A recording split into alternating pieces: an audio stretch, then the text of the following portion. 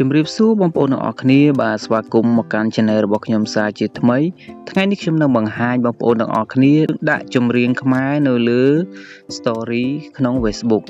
អញ្ចឹងបងប្អូនបច្ចុប្បន្ននេះយើងអាចដាក់ចម្រៀងនៅលើ Facebook បានទេចម្រៀងខ្មែររបស់យើងណាឥឡូវខ្ញុំចូលទៅដាក់ឲ្យសាកល្បងឲ្យមើលយើងចុចចូលក្នុង Facebook មកបាទបន្តមកទៀតបងប្អូនចុចកន្លែងសញ្ញាបូកនេះមកបាទអញ្ចឹងហើយយើងត្រូវជ្រើសរើសចម្រៀងរូបភាពមួយដែលយើងចង់ដាក់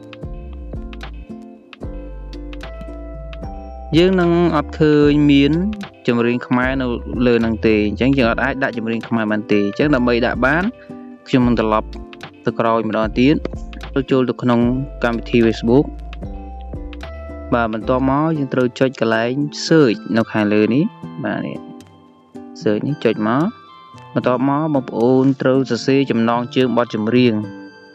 ឬក៏បងប្អូនមិនដឹងសរសេរយ៉ាងម៉េចបងប្អូនសរសេរតែបទចម្រៀងមកបាទហើយយើង search វាមកនោះបងប្អូននឹងឃើញចម្រៀងជាច្រើនដែលគេបានផុសចាំបងប្អូនពេញចិត្តចម្រៀងមួយណាឬក៏នឹងមក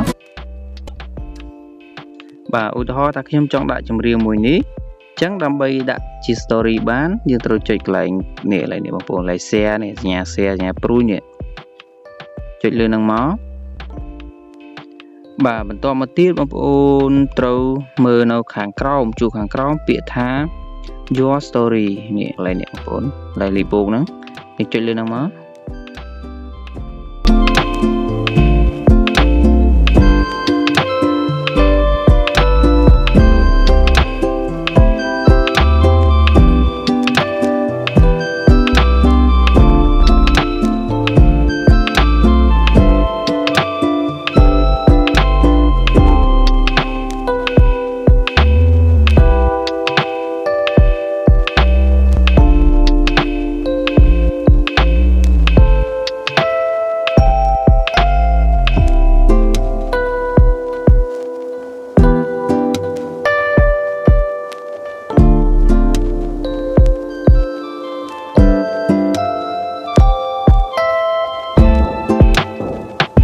នេះអញ្ចឹង story របស់យើងគឺវាចាប់ផ្ដើម